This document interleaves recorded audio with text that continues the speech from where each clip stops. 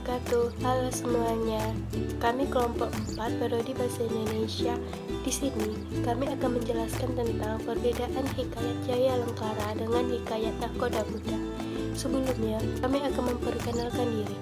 Dengan saya sendiri, Kurata Aini dengan NPM A1A020108 dan partner saya, Dea Isti Adeyanti dengan NPM A1A020084 dengan dosen pengampu Bapak Dr. Sarwit Sarwono, M.Hum, dan Ibu Vina Hiasa, M.A. Baiklah, di sini saya akan menjelaskan tentang jalan cerita dari hikayat Jaya Lengkara. Alkisah, pada zaman dahulu, ada seorang raja bernama Saiful Muluk. Ia adalah seorang raja di kerajaan Ajam Saukan. Ia mempunyai istri bernama Putri Sukandarum. Akan tetapi, Putri Sukandarum tidak mempunyai seorang anak.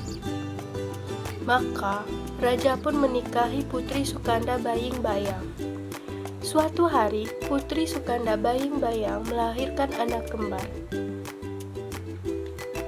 Setelah menunggu beberapa tahun lamanya, akhirnya saya memiliki keturunan, kata sang raja. Mereka sangat mirip denganmu. Kita beri nama siapa mereka? Kata sang putri. Magdam dan Magdim, kata sang raja. Wah, itu nama yang sungguh indah, kata sang putri.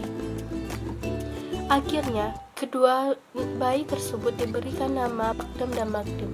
Tanpa sengaja, Putri Sukandarum mendengar percakapan itu. Kemudian, sang putri berdoa kepada Allah agar dikaruniai seorang keturunan. Tak lama setelah itu, ia pun hamil dan melahirkan seorang anak laki-laki yang diberi nama Jaya Lengkara. Setelah dewasa, raja menyuruh Magdam dan Magdim untuk bertanya kepada seorang kerti. Wahai Kadi, bagaimanakah nasib Jaya Lengkara di masa depan? Apakah bernasib baik atau buruk? Wah, nasib Jaya Lengkara sangatlah baik. Kelak ia akan menjadi seorang raja yang besar, kata sang kadi. Tersebut Magdam dan Magdim merasa sakit hati. Mereka pun berbohong kepada sang raja. Wahai putraku, bagaimana ramalan tentang nasib Jaya Lengkara, kata sang raja. Kadi pun menjawab, nasibnya sangatlah buruk, ayah.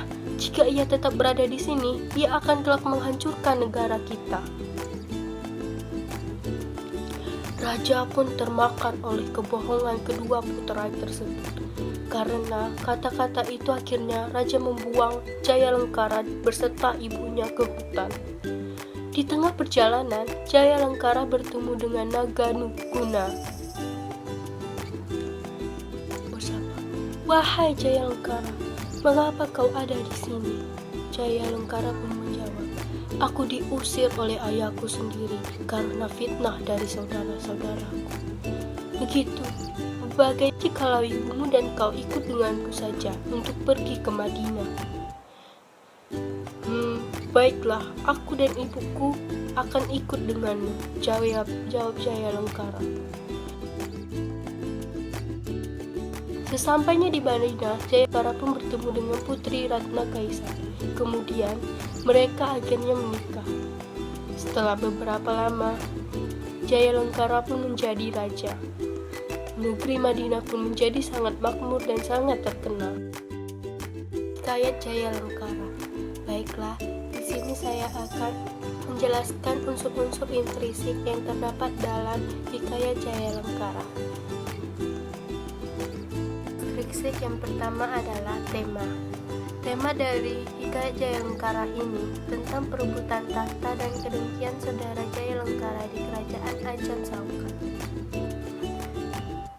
Yang kedua, tokoh yang terdapat yaitu Jaya Lengkara, Saiful Muluk, Putri Sukandarum, Putri Sukanda Baying Bayang, Magdam dan Magdim, Putri Ratna Kaisar, Putri Ratna Dewi, Raja Indi, Kadi, Mangkubumi, Raja Madinah, dan Naga. Perwatakan tokoh utama. Yang pertama, Jaya Lengkara. Punya sifat suka menolong, berani, pemaaf, bijaksana, tabah, dan sabar. Selanjutnya, Saiful Muluk yang bersifat adil dan mudah pengaruh. Putri Sukandarung bersifat sabar, penyayang, dan pemaaf. Putri Sukanda Bayang-Bayang mempunyai sifat penyayang. Makdam dan Makdim mempunyai sifat licik dan iri hati. Putri Ratna Dewi yang bersifat ambisius dan baik hati. Putri Ratna Kaisan bertanggung jawab dan sayang kepada orang tuanya. Putri Ratna Gemala yang bersifat ambisius. Raja Peringgi yang bersifat penyayang anak. Padi yang bersifat jujur. Mangkubumi yang bersifat licik. Raja Madinah bersifat baik hati. Serta Naga yang bersifat penolong. Plot dalam hikayat Jayalengkara ini menggunakan alur maju. Gaya bahasanya, secara umum gaya bahasa yang digunakan dalam hikayat Jayalengkara adalah gaya bahasa yang digunakan dalam percakapan sehari-hari, menggunakan bahasa Melayu dan juga menggunakan majas, metafora, dan repetisi. Latar tempatnya kerajaan Ajam, Saukat, negeri Peringgi, Mesir, hutan, dan Madinah. Latar suasananya pendidikan dan bahagia.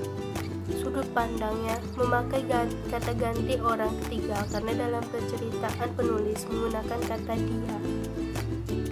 Amanat yang dapat kita ambil dari hikayat Jayalengkara ini adalah janganlah iri hati atau dengki, karena dengan iri hati atau dengki kita akan mengalahkan dan mencelakakan diri sendiri. Menegakkan keadilan dan kebenaran harus dilakukan untuk mensejahterakan rakyat, dan manfaatkan kesalahan orang lain adalah salah satu bentuk kedamaian. Sekianlah yang dapat saya sampaikan unsur-unsur intrinsik dalam hikayat Jayalengkara ini. Selanjutnya, unsur ekstrinsiknya akan dibacakan oleh partner saya, Daisya Deanti. Selanjutnya kita akan membahas unsur-unsur ekstrinsik, yaitu ada 1. Nilai agama. Hikayat ini memberikan nilai agama yaitu jangan suka memfitnah orang, jangan iri pada orang lain, berdoalah dengan sungguh-sungguh dan jangan mudah percaya pada ramalan. Yang kedua, nilai sosial, yaitu tolong menolonglah terhadap sesama. Dan yang terakhir yaitu nilai moral, yaitu jangan menjadi seorang pendendam, jangan iri kepada orang lain.